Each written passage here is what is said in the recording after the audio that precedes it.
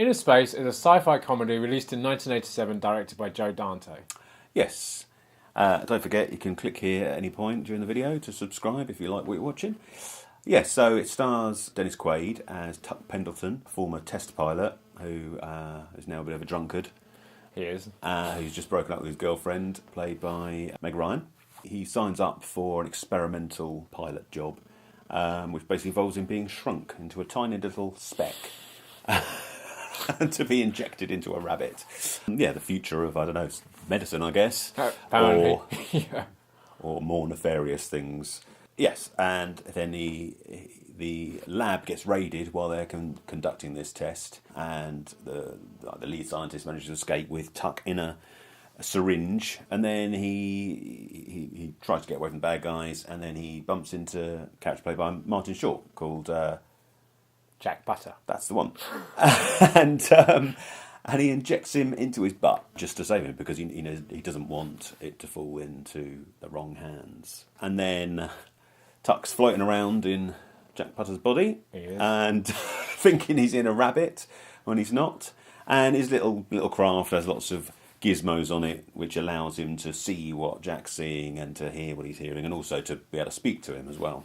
Jack's a bit of a hypochondriac. When we first meet him, he's at the doctor's, complaining about various ailments. And then once Tuck is inside him, he then starts hearing this voice in his head, which just kind of sends him over the edge. But obviously he then eventually believes he does have a tiny little man floating around inside him. And they go on a crazy adventure to escape the bad guys and to get Tuck back to his normal size. Yes. And obviously his ex-girlfriend, who's a journalist, comes along for the ride. It's very cliche. It is. There's lots of 80s movie cliches, kind of. He's almost a bit like a Tom Maverick character, isn't he, from Top Gun? Yeah, just a bit more drunk. But yeah, doesn't like authority or anything like that. So, yeah, it seems cliched now, but only because so many films follow the same kind of character traits. Exactly. But I love it. Yeah. No, I really love this film. I was always a big... So, obviously, you go back to the 80s and you've got all your big films, your Back to the Futures, which we all love. So your Spielberg films and those... Well, it's produced by Spielberg. It's produced by Spielberg as well. So, all those great, Flight of the Navigator, all those wonderful films that we grew up with in the 80s, if you were of a smaller age. Weren't we lucky? Yes. We were. But me and my brothers were always particularly big Joe Dante fans. So we loved this, and we loved Explorers, and obviously later The Burbs and Gremlins, films like that. And The Howling.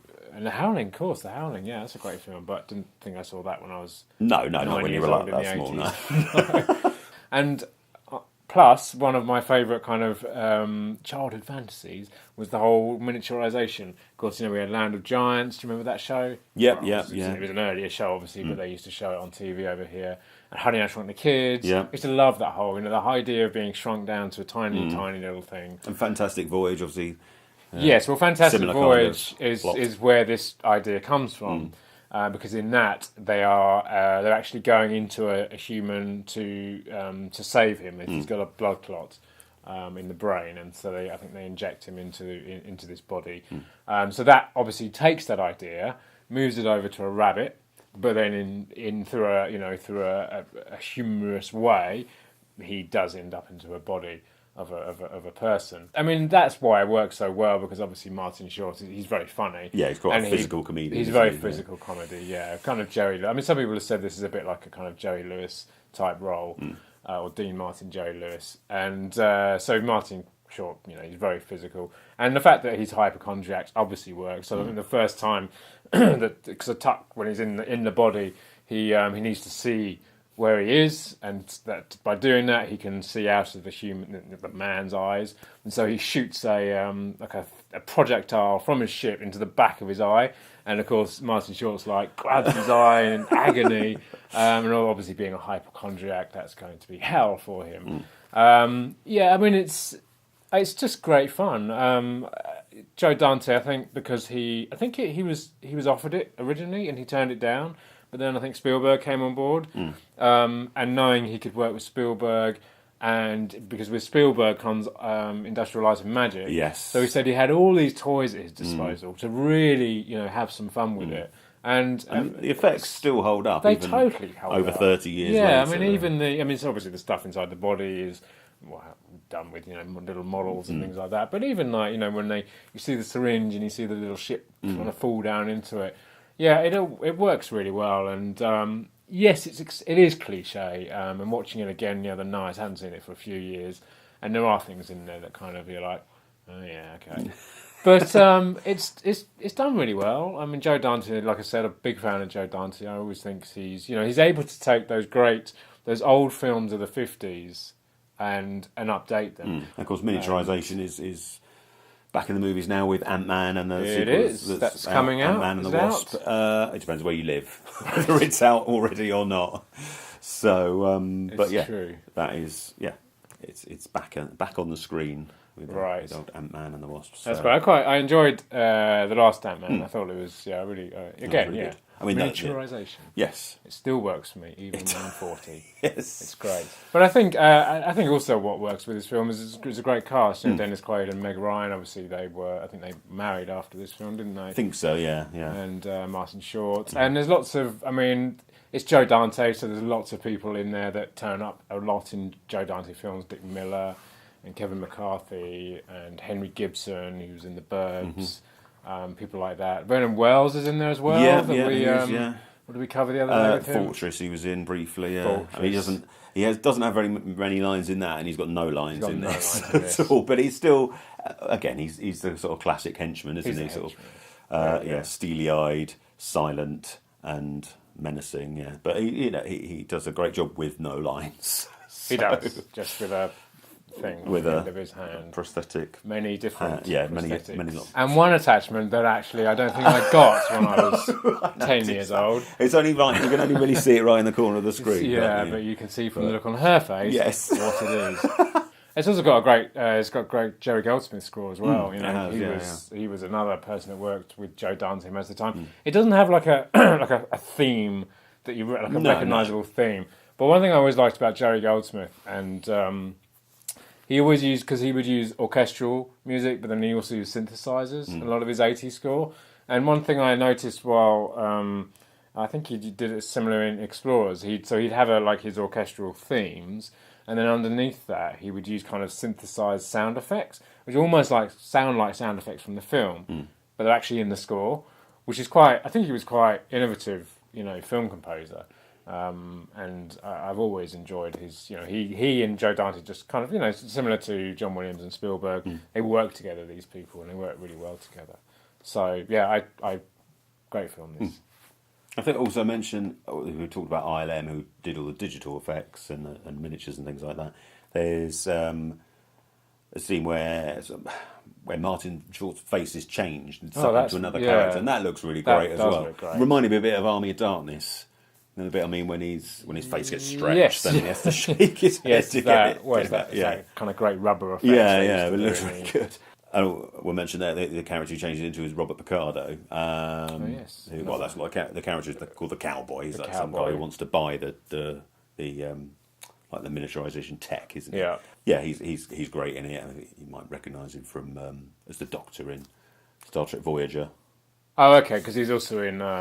He plays he's the voice of the aliens in Explorers. He's another kind of Joe Dante. Oh, right, he's using a few times. I think he has, yeah. And I thought the stunts were really good as well, actually. Yeah, there's some great stunts in this. Yeah, particularly a couple of car chases where you could see there's a real man hanging off the side of a truck. Oh no, that whole sequence is amazing when he does that. Yeah, no, it's got some... no CGI nonsense going on. A real guy risking his life for a great shot. Yeah, no, it's a great 80s, great taste. I mean, I always thought it was maybe one of my favourite Joe Dante films. It's fast paced. It never really stops at any time. It's kind of it does keep going. It paces itself right through the entire movie. I mean, there's a couple of silly moments, like we said, a few cliche things in there, but there is a moment when they get drunk together, isn't there?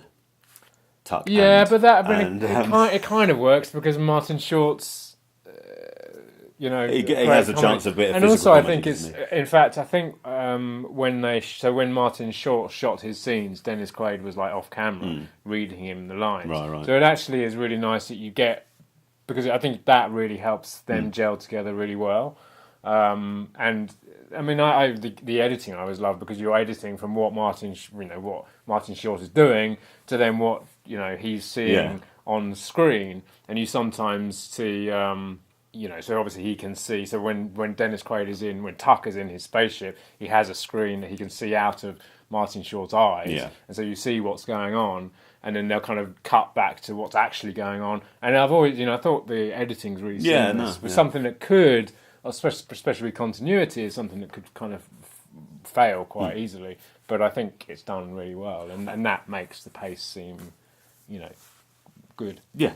Well, it's worth remembering that, of course, Dennis Quaid spent most of it on his own in this little ship. Little tiny ship. So no one to act with. Exactly. He just sat there on his own. Yes. So, he goes through a various range of emotions, doesn't he, the whole film, and he does a sterling job just sat in this little pod on his own. You don't really think, he's the only one in this scene, this is boring. He's never...